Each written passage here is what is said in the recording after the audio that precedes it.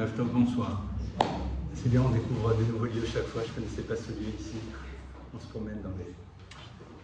Alors, ce soir, donc, on va essayer toujours d'aborder un point qui démarre de notre paracha. D'accord? On est dans la paracha de Vaïshlach. Et on va se retrouver donc dans une rencontre qui est assez fondamentale entre Yaakov et son frère Esav. Donc, on va rappeler un petit peu le contexte. Yaakov, donc, est parti. Il s'est enfui parce que son frère veut le tuer. Il se retrouve par la suite chez quelqu'un qui va s'appeler Lavan. Il va se marier entre autres avec ses deux filles. Il va avoir là-bas, c'est donc 11 enfants, le 12e va arriver un peu plus tard. Et là il repart. Il repart et sur le chemin, il va donc rencontrer son frère Esav.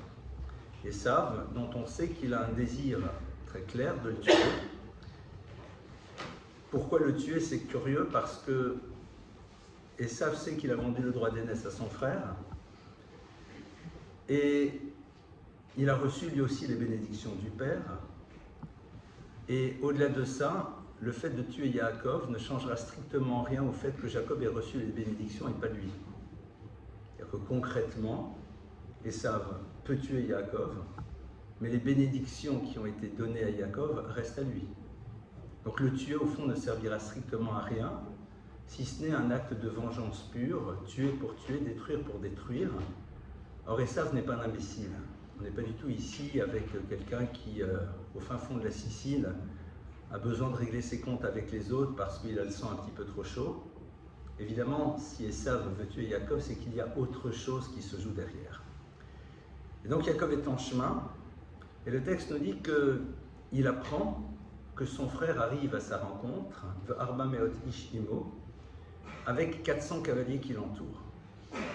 Et lorsqu'il apprend ça, eh bien, le texte nous dit Vayira Yaakov Me'od Vayetzerlo.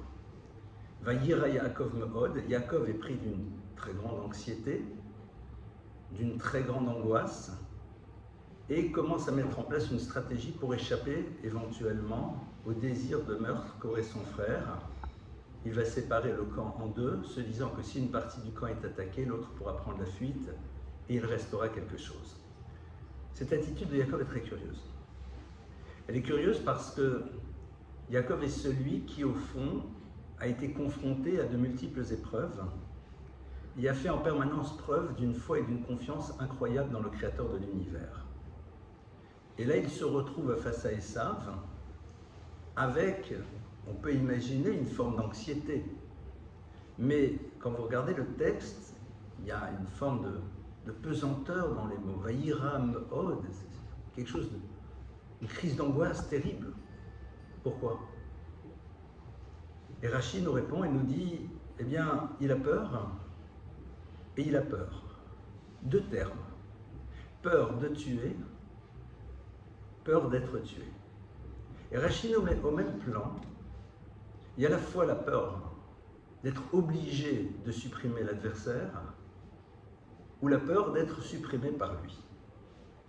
Or, de manière générale, on est bien d'accord que cette anxiété d'être supprimé est a priori plus importante que celle de supprimer l'autre, surtout, si cet autre a un désir et une volonté de nous tuer. Où la Torah, en effet, nous dit clairement « Habal orgech hashkem lorgo » celui qui se lève pour te tuer, tu te lèves et tu le tues en premier.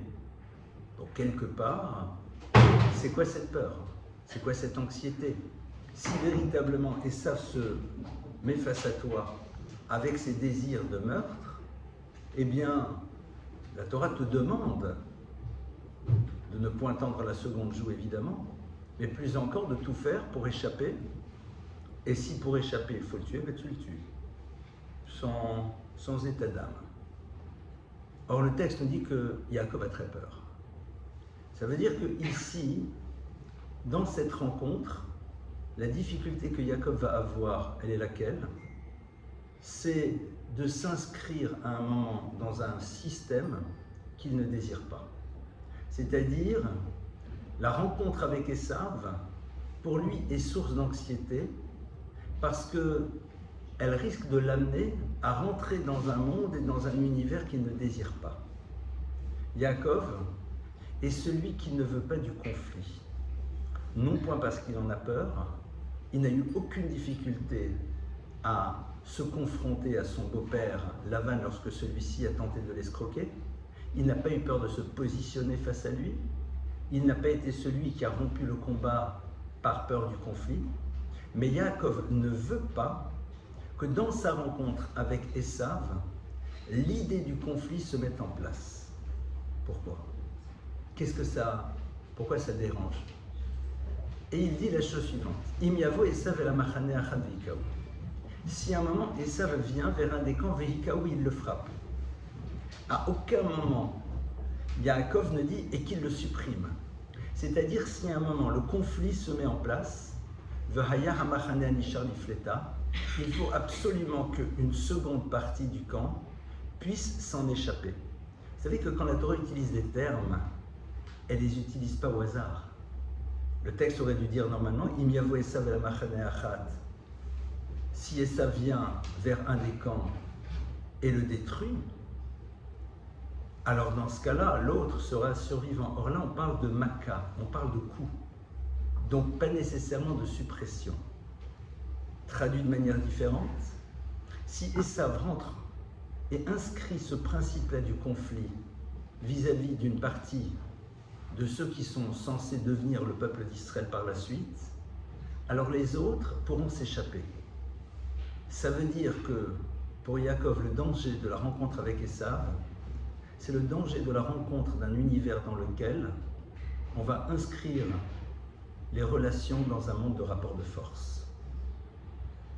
Yaakov sait très bien que l'univers qu'il est censé faire advenir, c'est un monde dans lequel le rapport de force qui serait au centre empêcherait l'individu de développer, de construire ce qu'il doit être, ayant l'impression que c'est à l'intérieur du rapport de force à son avantage qu'il existe. Lorsque vous êtes dans un monde dans lequel le conflit est présent, alors on se sent exister dès lors que l'on a réussi à l'intérieur de ce conflit à prendre le dessus sur l'autre. Et l'on existe à travers cette position que j'ai vis-à-vis d'un tiers et d'aucune manière à travers l'histoire que je dois construire. Yaakov dit si ça pénètre le peuple juif, le peuple d'Israël ne pourra pas construire son histoire. Parce que construire son histoire à travers l'idée du conflit, c'est un moment créer la manière la plus économique d'exister qui m'empêche véritablement de me réaliser. On le voit d'ailleurs de manière générale. Et vous constaterez que ceux qui ne savent pas qu'ils doivent exister créent l'univers du conflit parce que c'est à travers la place qu'ils auront à l'intérieur de cette confrontation qu'ils verront qu'ils existent. Le conflit, c'est le lieu de l'existence qui m'empêche de réaliser mon projet de vie. Et ça, Yaakov dit, je ne veux pas. C'est pour ça qu'il met au même plan tuer ou être tué. Parce qu'il ne s'agit pas ici de la disparition de la vie. Il s'agit d'un monde dans lequel c'est ou toi ou moi. Mais si je me pose la question de ou toi ou moi, ça veut dire que mon histoire, elle passe à travers ce qui va se jouer dans cette confrontation. Cette idée-là, elle se retrouve dans un texte qui est assez impressionnant, dans lequel Dieu dit que tant que le Messie n'arrivera pas, eh bien, la notion de paix ne sera pas présente dans l'univers. Pourquoi? Parce que le conflit, c'est quelque chose qui permettra, lorsque les nations seront à l'intérieur de ce système, de laisser au peuple d'Israël la possibilité de faire exister son histoire. Akadosh Baruch Hu dit, lorsque dans l'univers, les nations seront sans arrêt en train de se poser la question de savoir quelle est leur place par rapport à l'autre, le peuple d'Israël sera là pour créer ce qu'il doit être et rappeler au monde que c'est de cette manière-là qu'on construit un projet d'existence. Yaakov voit arriver Esav, et donc évidemment il va tout faire pour que le conflit ne se mette pas en place.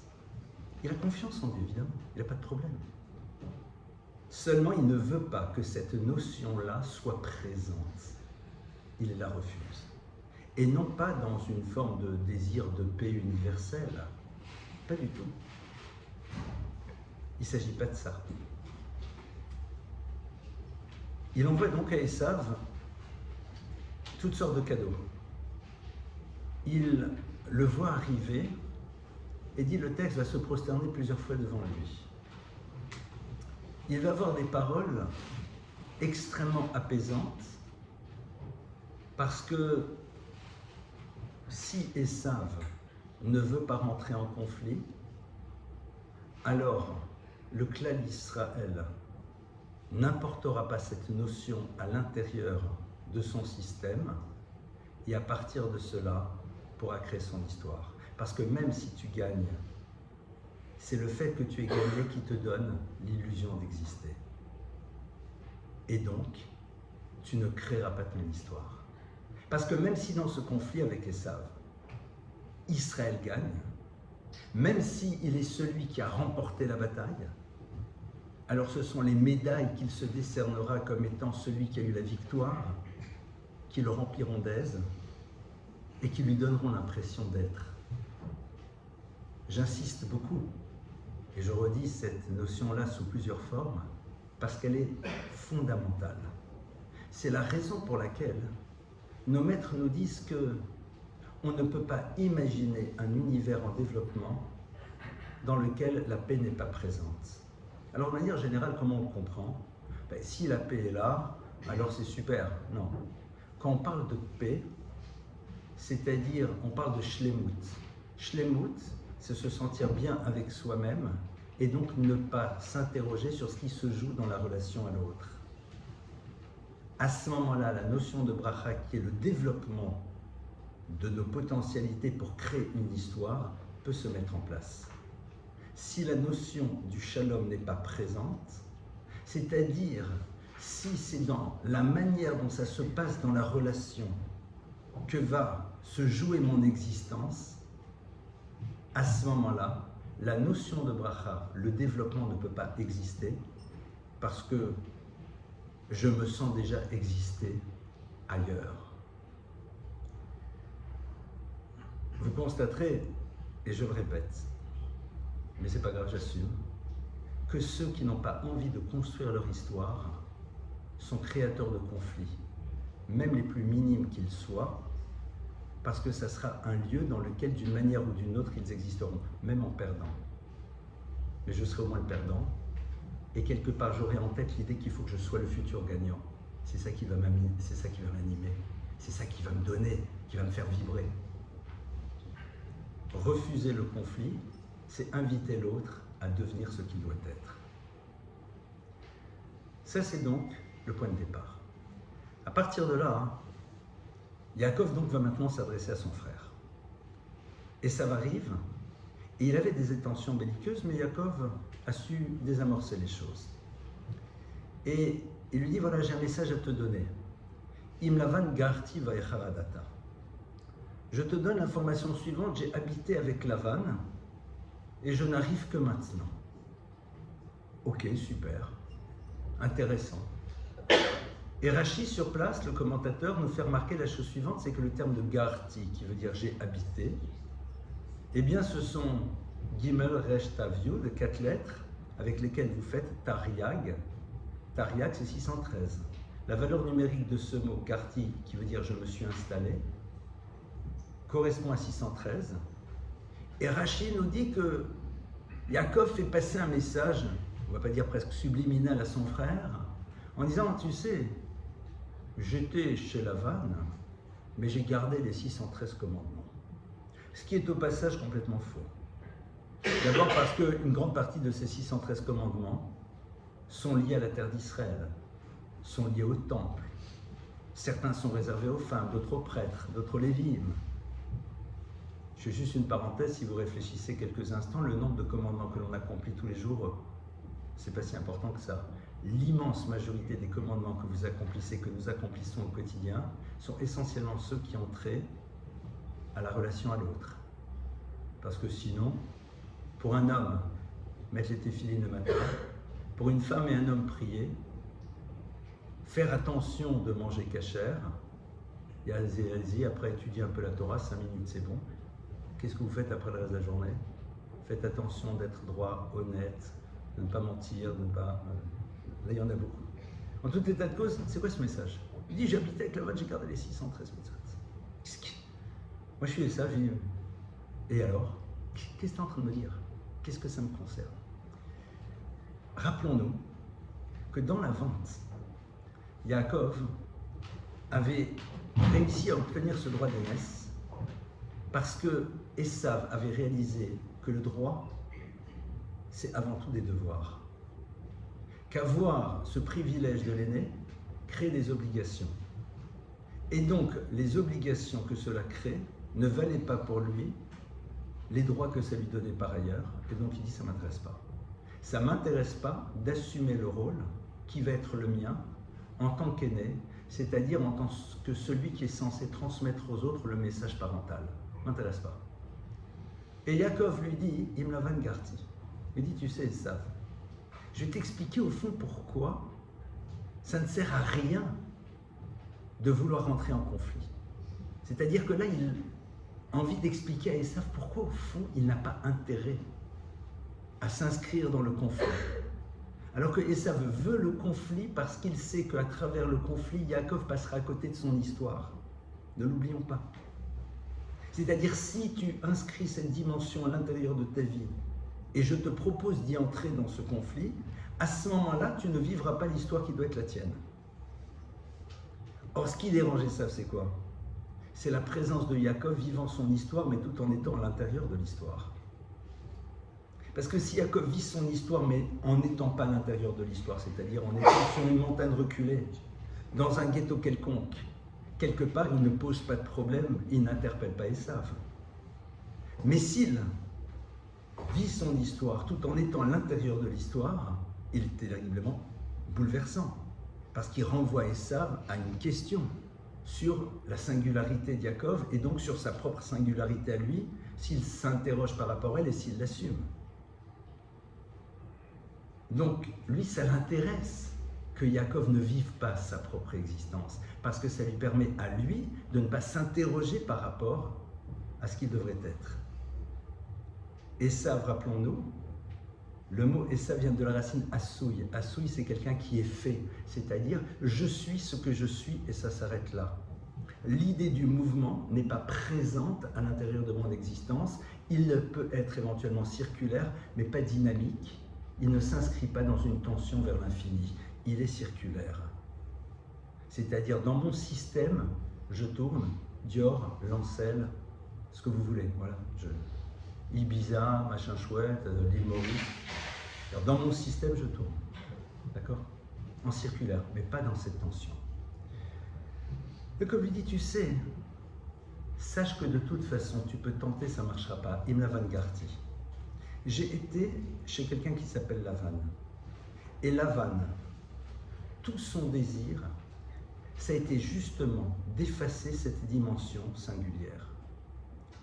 Lavan, tu le sais, dit Yaakov à Esav, est celui qui voulait que je reste dans sa proximité pour que mes enfants s'imprègnent de son univers et de son système, d'un monde dans lequel, eh bien, ce qui est moyen devient but.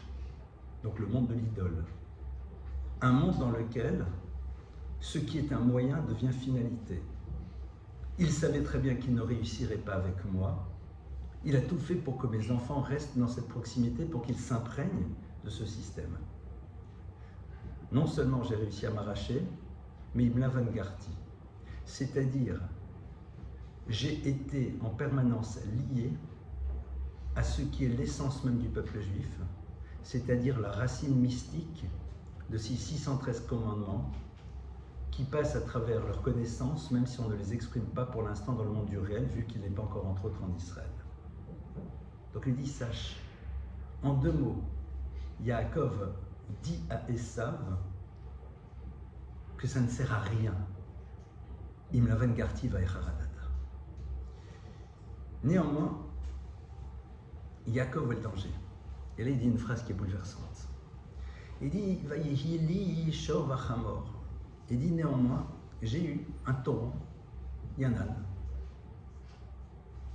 Alors là, Son, Eved, Veshifra, et aussi toutes sortes de possessions, et je te fais des cadeaux. Bon. Alors déjà ici, ce qui est curieux, c'est qu'il parle au singulier, j'ai eu un bœuf et un âne. Et puis, Vayehi, j'ai eu à moi. Yeshli, j'ai. Et sur place, nos maîtres expliquent, non, il dit, c'est pas comme ça qu'il faut lire. Vayehi, il faut lire ce texte Vaïeli. Vaïeli. C'est pas le Oïvaï Ashkenaz que j'assume, mais c'est Vaïeli. Combien sera dur pour moi, Shor Vachamor. Le bœuf et l'âne. De quoi il s'agit? Disent nos maîtres, le bœuf ici, le taureau représente Esav, ce qu'on appellera par la suite Édom, ce que l'on qualifiera comme étant le monde de l'Occident. Hamor, l'Inde, c'est qui? C'est Ismaël. On va essayer de comprendre pourquoi. Et Yaakov dit, Imlavan Garti, mais mon danger, celui que je vois arriver, Vaïli, que chez Yitrabrou, lorsque s'associeront ensemble, Hashor vers Hamor, l'Occident et Ishmaël. C'est quoi? Le Shor représente dans la tradition talmudique la force. Le Hamor, l'âne, provient de la racine Chomer qui veut dire la matérialité. Or pourquoi Ismaël représente cette matérialité? Parce que pour lui, l'expression la plus aboutie de la spiritualité, ça passe par 70 vierges qui l'attendent là-haut. C'est-à-dire que l'expression de ce que l'on appelle le monde à venir se réalise dans quelque chose qui s'inscrit dans une réalité matérielle physique extrêmement puissante. C'est ça, Hamor. C'est pas la lecture que l'on a l'âne, Anbaté, il ne s'agit pas de ça. Parce qu'à un moment, l'âne symbolise aussi dans la tradition juive le maître. Donc c'est pas dans nos lectures occidentales. Il dit Vaïli. Regardez ce texte bouleversant. Yaakov dit néanmoins, je suis dans une forme d'anxiété au moment où se retrouveront face à moi deux univers et dans les faces auxquelles je serai seul dans ma solitude. Lorsqu'il y aura un chibour, un lien entre ces deux sociétés, non pas juste dans la confrontation matérielle qu'elles désireront avoir avec nous, avec tout ce que ça peut représenter, mais aussi à travers ce qu'elles véhiculeront dans le monde et qui risque à un moment de m'amener à perdre cette singularité juive.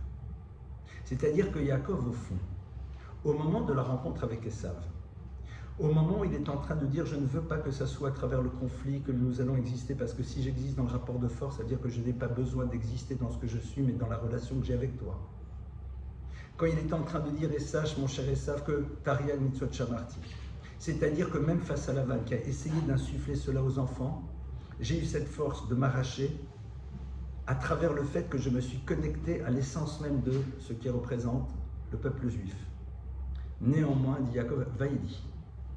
Mais mon inquiétude, elle arrive au moment où ces deux civilisations seront bien présentes dans l'histoire, où elles occuperont une place déterminante, voire même elles s'associeront, et je serai en face. Non pas juste dans la problématique du conflit armé, mais beaucoup plus dans le positionnement que je devrais avoir vis-à-vis de, entre guillemets, les valeurs qu'elles voudront me donner. Et Yaakov se rend compte que à ce moment-là, une des parties du peuple pourra être frappée. C'est quoi cette notion de vehikahu? C'est quoi cette notion de maka lorsque on frappe? La notion de le hakot, de frapper, on la retrouve dans la Torah à travers les 10 plaies, ce qu'on appelle les makot. C'est quoi les 10 plaies? Les 10 plaies, c'est tout simplement une action qui est là pour inscrire quelque chose que l'autre n'a pas encore intégré au niveau purement intellectuel. C'est-à-dire mettre en place quelque chose pour que la personne qui est en face accepte une dimension que pour l'instant elle refuse. Yaakov sait que ce coup que le peuple d'Israël peut recevoir n'est pas nécessairement quelque chose qui se situe dans la violence. Mais c'est un modèle, un système que l'on mettra en place pour accepter quelque chose qu'intellectuellement parlant il ne veut pas, mais qu'à un moment il va vivre. Comment? À travers le fait que Israël pensera qu'en s'inscrivant dans le modèle que l'Occident lui propose, à ce moment-là, il sera accepté par lui. Ce fol espoir d'être accepté par un monde en sacrifiant à ce que celui-ci nous propose, mais qui est le lieu de la perte de l'identité. Parce que nous amenons à redéfinir notre relation au judaïsme à travers une somme de rituels et non pas dans un certain regard sur l'existence. Vehikaou, c'est pas, ils vont nous frapper. Ils vont faire en telle sorte que l'on accepte quelque chose que l'on n'a pas réussi à entendre pour l'instant, qu'on ne veut pas entendre. Ça peut être un bâton de douceur, mais dont la finalité reste la même. Vahaya hamachane hanishar liflita. Et le reste, le she'er, ceux qui resteront, seront ceux qui seront sauvés. Nishar. Nishar vient de la racine she'ar. She'ar, les autres. She'ar, ce sont 3 lettres. Avec ces 3 lettres, vous faites un autre mot, qui est le mot roche, qui veut dire la tête. Et ceux qui auront continué à réfléchir, qui auront décidé que leur vie s'organise autour de leur tête, alors eux, en effet, arriveront à s'échapper de cela. C'est-à-dire que si on ne prend pas le temps de réfléchir aux enjeux de ce que ça représente, alors en effet, Veikaou, on se retrouvera avec eux. Et ça, c'est ce que Yaakov prononce. Im yavo Esav el hamachane achad veikaou vaya machane nishar lifleta. Alors maintenant, comment est-ce que Yaakov va inscrire cela, j'ai presque envie de dire, dans la génétique spirituelle juive? La génétique spirituelle juive qui n'est pas un lieu d'enfermement, puisqu'une personne qui n'est pas juive, qui décide de le devenir, s'inscrit dans cette génétique. Donc elle n'est pas un lieu de déterminisme absolu, puisque c'est un lieu que l'on peut rejoindre. Et ça, c'est fondamental. Quelque chose qui s'inscrit, aujourd'hui, on utiliserait les termes de transgénérationnel, mais dans la mystique, ça va bien au-delà juste du simple transgénérationnel. Comment est-ce que je vais faire passer ce message? Et là, eh bien, le texte nous dit que Yaakov ne connaît toujours pas les intentions ultimes de son frère. Il a envoyé, il a fait passer les messages, il a dit. Donc en 2 mots, il est clair par rapport à son frère. Il fait, mais est-ce que Esav va entendre que Yaakov lui dit clairement, écoute, qu'on soit bien clair, je ne veux pas rentrer en conflit avec toi parce que je veux continuer à exister en tant que peuple, même si je sais que ça te dérange, parce qu'en vivant mon histoire et en s'inscrivant dans l'histoire, tu me rencontreras et je t'interpellerai, je sais que tu n'as pas envie. C'est vrai. Mais voilà. Comment va réagir Esav? Comment est-ce qu'il va fonctionner? Et le texte nous rapporte à ce moment-là une histoire très curieuse. Le texte nous dit que à ce moment-là, eh bien, Yaakov va créer cette séparation, c'est-à-dire dans sa tête, il accepte l'idée que peut-être une partie du peuple n'y arrivera pas. Et on est au milieu de la nuit, et il repart seul en arrière. Pourquoi, disent nos maîtres? Parce qu'il réalise que des petites cruches qu'il a oubliées, eh bien, il veut les récupérer. Chose extrêmement curieuse. Yaakov est en fuite, il ne connaît pas les intentions de Esav, il lui a fait quand même passer des messages, il met en place cette stratégie de l'apaisement parce que justement, comme je l'ai expliqué, il ne veut pas du conflit, mais on a compris pourquoi. Et il repart en arrière, c'est terriblement dangereux. Et dans ce retour en arrière, il y a cette fameuse rencontre avec cet ange et ce combat qui dure toute la nuit. Et d'un combat qui, à la fin de la nuit, sera gagné par Jacob. C'est quoi ce retour en arrière? Le texte nous dit qu'il repart en arrière parce qu'il a oublié Pachim Ktanim, des petites cruches. Et là, les maîtres du Talmud nous donnent une phrase en pleine figure, nous disent oui, c'est normal, qu'il n'ait pas envie d'abandonner ces petites cruches en argile, car les tzadikim, car les gens justes, leur argent a plus de valeur que leur propre vie. Donc c'est la raison pour laquelle il n'a pas peur de prendre le risque de repartir en arrière pour récupérer ces petites cruches. Ce qui est complètement fou. Parce que rien ne vaut la vie. Parce qu'on peut transgresser, on doit transgresser toute la Torah pour protéger la vie. Et puis c'est une phrase qui est pas seulement réductrice, qui est dramatique. Mamonam chaviv aleem yoter megufam. Leur argent leur est plus cher que leur propre corps. On sait que la Torah donne une importance fondamentale au vol, à tel point que à Kippour, à la fin de Kippour, dans la dernière prière de Kippour, eh bien, on va demander à Dieu de nous pardonner et que l'on ne trébuche pas à cause du vol. Pourquoi? Pourquoi on parle de vol à ce moment-là? Parce que voler l'autre, c'est au fond décider qu'il n'a pas sa place dans l'histoire. Parce que pour la Torah, ce que l'autre possède, c'est ce dont il a besoin pour créer son histoire. Si je prends à quelqu'un les outils qui sont les siens pour construire, ça veut dire que je considère qu'il n'a rien à construire. Donc il n'a plus sa raison d'être. Parce que dans une vision juive de l'existence, ta raison d'être, c'est ce que tu vas construire. D'abord de toi-même et à travers la construction de toi, ce que tu vas apporter au monde. Voler, c'est dire je prends les outils de l'autre, donc l'autre n'a rien à réaliser. S'il n'a rien à réaliser, il n'a pas sa raison d'être. Ça veut dire que ce que je possède, je ne peux pas le mettre de côté vu que c'est un des éléments dont j'ai besoin pour construire. Yaakov, c'est la leçon qu'il est en train de donner pour implémenter cette dimension que l'on vient de voir dans le futur du peuple juif. Ta vie, c'est une œuvre. Et comme c'est une œuvre, tu ne peux d'aucune manière mettre de côté ce dont on a mis à ta disposition pour la réaliser. C'est-à-dire que ta vie, elle existe à travers ce que tu vas en faire.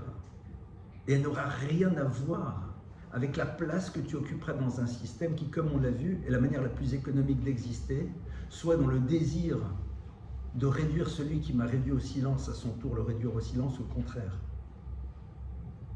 Et ça, c'est ce que Yaakov est en train de nous dire.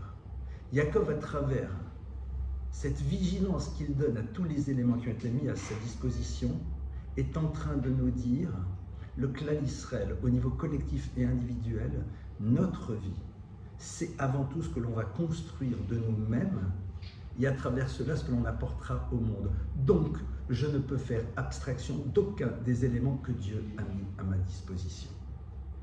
Et c'est là où il rentre ça. Et c'est à ce moment-là que le combat commence. Parce que ça, c'est plus le domaine de la théorie. Ça, c'est j'inscris cette pensée dans le monde du réel. Il n'y a pas de mot d'amour, disait je ne sais plus qui, mais juste des preuves d'amour, n'est-ce pas? C'est facile d'exprimer la philosophie des choses. Yaakov dit, cette vision de l'existence, elle doit se traduire par quoi? Par une prise de risque. Par une prise de risque.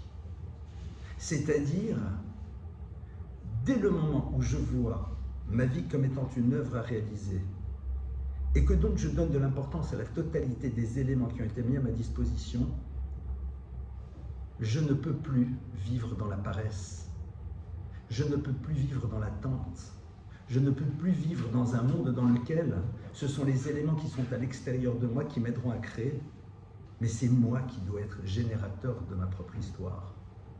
C'est le monde du réel, c'est le monde de l'effort, c'est le monde dans lequel je m'interroge sur ce que je vais devoir construire. C'est de l'ultra concret. C'est le moment dans lequel je me dis, j'ai 17 ans, 18 ans, je pars à la yeshiva. Ouais. Parce que si ce n'est pas maintenant que je me construis dans mon savoir, à quel moment je vais le faire? Parce que quand j'ai conscience que c'est à travers cette ossature spirituelle que je pourrais développer mon existence, alors je le traduis dans le monde de l'ultra concret. J'aurai toujours le temps de gagner de l'argent. C'est un exemple, mais qui est très très réel. À partir de là, et ça arrive. Parce que ça veut dire quoi? Tu n'es plus dans le concept, tu n'es plus dans la théorie, tu n'es plus dans l'idée. À la limite, why not? Les grands débats philosophiques ne me dérangent pas. Mais tu vas incarner ça.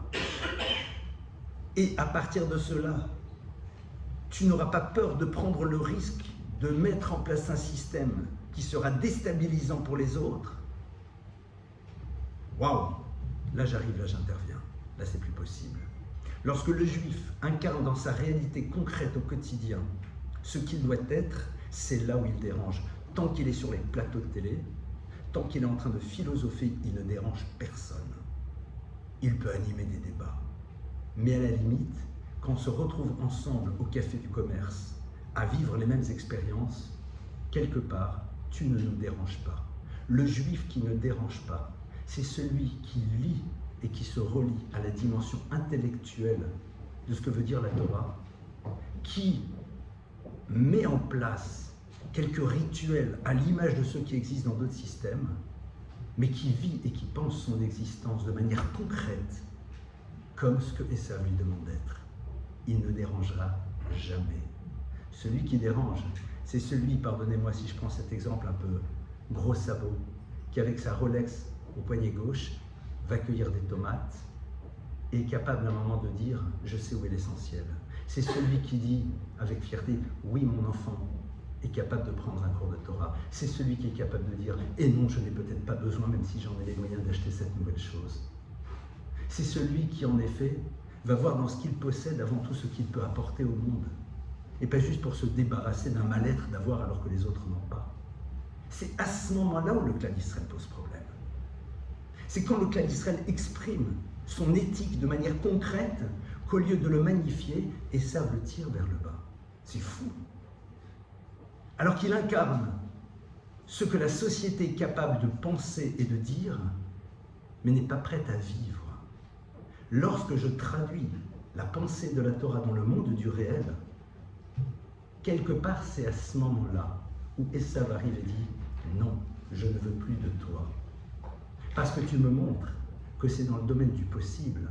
Si ça l'est pour toi, ça devrait l'être pour moi. Donc tu me remets face à mon non-désir de m'inscrire dans ce que je peux être.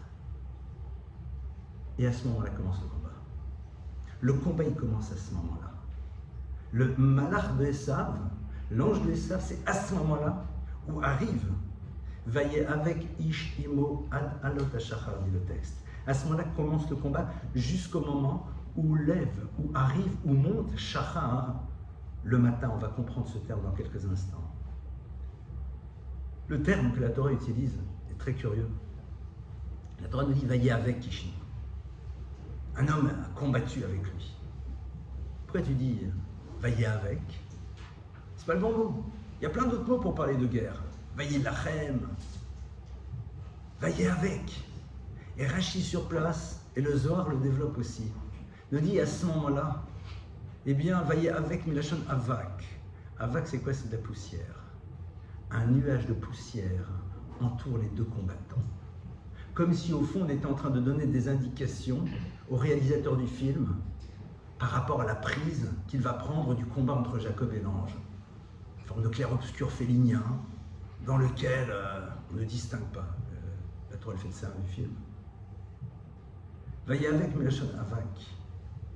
Avak, la poussière qui les entoure, c'est l'élément qui nous empêche de distinguer clairement ce qui se passe. Vu de l'extérieur, tu ne comprendras pas le sens de ce combat. En deux mots, c'est la dimension incompréhensible de l'antisémitisme pour celui qui ne veut pas s'inscrire à l'intérieur de ce qui se joue dans ce combat. Si tu es à l'extérieur, tu vois qu'il y a une bataille, mais c'est pas clair. Mais pourquoi? Mais qu'est-ce qu'on a fait? Mais ceci, mais c'est pas normal. Gna, gna, gna, gna. Ça va pas, c'est pas normal. Non, mais alors on va être plus sympa. Non, mais la Légion d'honneur, je ne sais pas. On va faire tout ce qu'il faut. Veillez avec. C'est-à-dire que toute la nuit de l'exil, la question du sens de ce combat ne pourrait être comprise que par celui qui est à l'intérieur du combat. Le peuple d'Israël dans sa dimension incarnée et Esav dans sa dimension spirituelle qui est là et qu'il est capable d'instiller à l'intérieur de la réalité du monde, mais qui lui-même ne sait pas au fond pourquoi Israël lui pose un tel problème. On rentre ici un tout petit peu plus dans le monde de la mystique, qui nous explique que les nations du monde ont une essence spirituelle qui les amène à être dans des mouvements qu'eux-mêmes n'arrivent pas toujours à comprendre, tant qu'ils ne s'interrogent pas réellement sur le sens de la démarche qui est la leur. Parce que si tu les amènes à s'interroger, à ce moment-là, il va bien falloir trouver des réponses. Adalot ha-shachar, jusqu'arrive l'aube. Quand arrive le shachar, l'aube, quand arrive le matin, c'est-à-dire quand les choses sont en train d'advenir, quand elles aboutissent, quand la nuit de l'exil se termine, alors Vayar Kilo Yachol Lo. Le texte nous dit que cet ange, Esav, voit qu'il ne peut rien faire, c'est-à-dire que Yaakov, contre vents et marées, tient dans l'histoire, que les livres de Talmud sont toujours ouverts, que la Torah est toujours au centre, et quelque part qu'elle est le lieu du lien du peuple juif entre nous et dans la relation à Dieu. Que malgré la civilisation qui pense avoir évolué, alors qu'elle ne s'est que transformer, eh bien nous sommes toujours capables de donner autant d'importance à ce qui pour d'autres aurait été des vieilleries à reléguer dans les rayons poussiéreux d'une bibliothèque et de faire étudier par que quelques vieillards qu'on entretiendrait dans un coin. Regarde qui le yacholo, qui pas peur. Alors dernière tentative. Il lui donne un coup dans la hanche. Et Yaakov part. Et là par contre, il part boitillant. C'est-à-dire que là, c'est le moment dans lequel il risque de s'effondrer. Disent nos maîtres, il donne un coup dans la hanche. Ça veut dire quoi? Le kafirecho, disent nos maîtres, c'est trois choses. La première, le kafirer, c'est le guide anaché, c'est le nerf sciatique. Disent les maîtres de la tradition, c'est celui qui va se connecter le plus proche à tout ce qui a trait à l'univers de la sexualité. Dit le Zohar, le kafirecho betamchin doraita. Il va frapper dans ceux qui supportent la Torah. Qu'est-ce que le texte nous dit? Dans sa dernière tentative, Esav va se dire au fond, si je veux faire disparaître quand même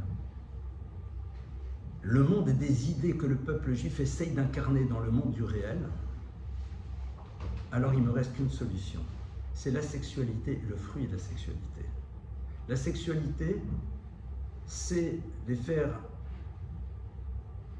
aller vers le ici et maintenant, vers l'expérience du plaisir immédiat, de la consommation, qui ne donne de plaisir que dans l'immédiateté, parce que dès le moment où vous possédez l'objet, il ne représente plus rien, parce que ce qui était important, c'est de se l'approprier. Et pour revivre la même expérience, il va falloir que tu t'appropries quelque chose d'autre. Parce que l'objet en tant que tel, avec tout le respect que je dois pour les collectionneurs de montres, c'est vrai parce que ça peut être une collection comme d'autres choses, et c'est totalement légitime. Dans tous les cas de figure, ça donne l'heure. Si c'est ça, ça te donne l'heure, c'est bon. Donc au fond, en dehors de l'investissement qu'on peut comprendre, en dehors du plaisir que quelqu'un peut avoir des belles choses, mais au bout d'un moment, le plaisir, c'est de l'avoir alors que je ne l'avais pas. C'est comme dans les conquêtes du soir, dans le monde, dans les univers dans lesquels les hommes pensent que les femmes, c'est des shawarma sur deux pattes. Ça se consomme. En dehors du fait que tu t'es approprié celle que tu n'avais pas pour l'instant, qu'est-ce qu'il y a de plus? Rien. C'est malheureusement, de manière plus violente, ce que j'appellerais aussi le monde des substances. On appelle ça pudiquement des substances. Après, chacun a ses substances ou ne les a pas. Ça, c'est la première chose. Seconde chose, c'est quoi le fruit de la sexualité? C'est les enfants. Et ça a compris que là où il avait une chance, c'est d'empêcher les enfants du peuple juif d'accéder au savoir qui allait les amener à vouloir le vivre. Alors, je serai très réducteur, mais je le dirai quand même, parce que ce n'est pas complètement faux. C'est tout simplement le moment dans lequel Esav a réussi à nous convaincre d'être à l'écoute de tous ces messages. C'est génial. Il est capable de nous dire, vous allez, ça c'était dans les années 70, vous allez tous vous asseoir en rang d'oignon et je vais être en face de vous et je vais tout vous dire. Ça s'appelle une télévision. Je vais vous expliquer le monde, je vais vous expliquer la vie, je vais vous expliquer qu'est-ce qu'il faut consommer. Bon, je vais vous dire qu'il y aura peut-être un petit peu de culture, soi-disant, histoire de se rassurer, déchiffrer les lettres. Ok, why not? Mais quelque part, et on va commencer très tôt, hein, c'est-à-dire que ton gamin de 3, 4, 5 ans, c'est moi qui vais lui donner les valeurs. Et les séries Netflix vont venir et bien t'inscrire ma vision du monde, du couple et du reste. Regardez aujourd'hui. Alors je sais que la phrase que je dis, elle peut être très mal entendue, mais vous allez l'entendre au second degré, parce que sinon aujourd'hui, vous n'avez plus le droit de le dire. Comment je vais faire passer l'idée du transgenre et de tout ce qui va autour?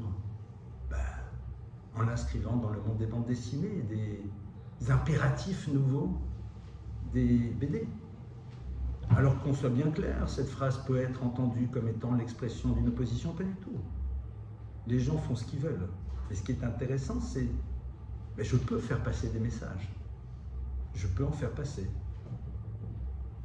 Et ça, c'est ça. J'ai une vision que je respecte peut-être, que je ne partage pas du tout. Et je vais faire en telle sorte qu'elle passe chez tout le monde. Ça, c'est la deuxième chose. La troisième chose, c'est quoi? C'est faire sauter ceux qui aident la Torah financièrement. Ça veut dire quoi? Parce que quand on s'investit vis-à-vis d'une chose, c'est qu'on considère qu'elle a de la valeur. Et ça va faire en telle sorte que ce qui est le cœur même du peuple juif, c'est-à-dire sa Torah, ne représente plus grand-chose à l'intérieur du peuple d'Israël. Qui s'enorgueillit aujourd'hui de permettre à des gens de recevoir une bourse de 2500 shekels par mois parce qu'ils étudient la Torah 12 heures par jour? 2500 shekels par mois, ça vous fait un coût de 600 balles, quoi. 600 €. Parce que c'est ça qu'ils gagnent. Qui s'enorgueillit de ça? Pas grand monde. Qui est heureux de se dire, j'aide des gens qui se consacrent à l'étude de la Torah pour que cette étude se perpétue. Pour qu'on ait des enseignants, pour qu'on ait des maîtres, pour qu'on ait ceux qui vont transmettre, pour que les enfants aient un savoir. La force de Esav, ça va être de dire, mais au fond, cette étude, elle ne produit rien. Parce que dans le monde, ce qui a de la valeur, c'est ce qui produit quelque chose qui est en monnaie sonnante et trébuchante. Ça, en effet, peut être valorisé, mais ça, la dimension qui va au-delà de ce que l'on peut imaginer de la Torah, eh bien, rares seront ceux qui en comprendront la dimension fondamentale. Parce que c'est celle qui unit le peuple, c'est celle qui est l'essence même du peuple d'Israël et qui lui permet de vivre dans un monde et d'inscrire la vision que Dieu nous propose, de proposer à l'univers dans lequel nous sommes. Ça va être donc sa tentative. Et Yaakov part boitillant. C'est-à-dire que Esav, il ne réussit pas totalement son coup, mais il n'est pas trop loin d'y arriver. Aujourd'hui, regardons les ravages que fait, et là j'arrive avec mes gros sabots, la société de consommation. Regardez aujourd'hui le rapport que l'on a à l'immédiateté, parce que la sexualité dont on parle ici, c'est le rapport à l'immédiateté. Je veux, j'ai, je veux, j'ai, je veux, j'ai. Regardez aujourd'hui, qu'on le veuille ou pas, une société qui de matériel est devenue matérialiste. Parce qu'avoir du matériel, c'est un problème, et quand tu commences à vivre à travers ce que tu possèdes, alors là, tu n'existes plus. Le drame, c'est ça. C'est quand tu vis à travers ce que tu as. Donc tu dépends de quelque chose qui est extérieur à toi. Donc toi-même, tu n'existes pas. Et ça va bien faire entrer dans le clan d'Israël. Il a bien fait rentrer dans le clan d'Israël le peu d'importance que l'on se doit de donner à l'étude. Et on voit qu'aujourd'hui, ce qui est extraordinaire, et c'est pour ça que je parlais de ce juif avec la quartier sur la main gauche ou la Rolex et qui va là-bas. Ça veut dire quoi? C'est-à-dire qu'il dit, mais au fond, l'essentiel c'est quoi? C'est ce que je produis, c'est ce que je construis, c'est ce que j'apporte aux autres. C'est-à-dire qu'il réinscrit ça, sans s'en rendre compte, et savent, en soutenant Ishmaël contre Israël, nous amène de nouveau à nous reconnecter à ça. C'est pour ça que Yaakov guérit. Et que Yaakov, après, par Shalem, il part dans une dimension harmonieuse. Esav va le rencontrer, Esav va l'embrasser. Et le texte nous dit qu'au moment où il l'embrasse, il essaye de le mordre. C'est-à-dire que derrière ces élans de fraternité, il y a quelque chose que l'on ne voit pas. Et à ce moment-là, le cou de Yaakov devient rigide, parce que tout simplement, Yaakov construit son histoire avec la tête. Et la tête est liée au corps par le cou. Le fait que ce cou devienne rigide, c'est être en train de dire à Esav, si tu veux créer cette rupture entre l'esprit et le corps, si tu veux que je sois juste une philosophie d'existence, eh bien non. Je suis capable en effet de faire en telle sorte que ce lien soit là et soit présent. Et c'est ça qui va être le combat du peuple juif tout au long de l'histoire. Esav l'entend. Esav dit à Yaakov, on va chacun partir dans son coin. Tu pars, je pars. On se retrouvera un jour. Adavo, Séhir, jusqu'au jour où on se retrouvera sur le mont Séhir, qui est le lieu d'existence de Esav, qui est encore une autre histoire. Et là, Yaakov reprend son chemin. C'est à ce moment-là où le dernier des Shvatim, le dernier de la dernière des tribus, Binyamin, va émerger. Binyamin, c'est quoi? Ou Ben Ketefaf Shochen, c'est la tribu sur laquelle sera présente le temple, c'est-à-dire sera présente cet élément qui va incarner dans toute l'histoire ce que le peuple juif doit transmettre à l'humanité. Et là, le peuple d'Israël commence véritablement l'histoire qui doit être la sienne. Donc, qu'est-ce qu'on a vu ici? C'est que, à travers ce texte, qui évidemment a encore beaucoup d'autres lectures, je n'ai que donné qu'une fraction des lectures de ce texte, ne serait-ce que sur la notion du havak, de la poussière, il y a énormément d'autres lectures, beaucoup plus mystiques qui sont données, mais ce qui est intéressant de voir, c'est comment la Torah nous renvoie à la compréhension de ce que va être notre histoire. Nous avons, nous, cette chance d'en faire le constat, à travers un arrêt sur image et une observation du monde dans lequel on se trouve. Ce qui est sûr, c'est que lorsque Esav va disparaître de ce monde, disent nos maîtres, sa tête sera enterrée dans le caveau des patriarches. C'est-à-dire que Esav, au plus profond de lui-même, sait parfaitement quel est le rôle d'Israël. Il en a parfaitement conscience. Seulement la tête, oui, le corps ne se suivra pas. Mais disent les maîtres du Zohar, c'est la raison pour laquelle nous verrons dans l'histoire que l'immense majorité des convertis qui s'inscriront dans l'histoire du peuple juif proviennent de Esav. Parce que Esav, qu'on le veuille ou pas, sait pertinemment que c'est le message de Yaakov qui est authentique. Il ne veut pas le retraduire dans le monde du réel, et donc la présence de Yaakov qui le traduit dans le monde du réel lui pose problème.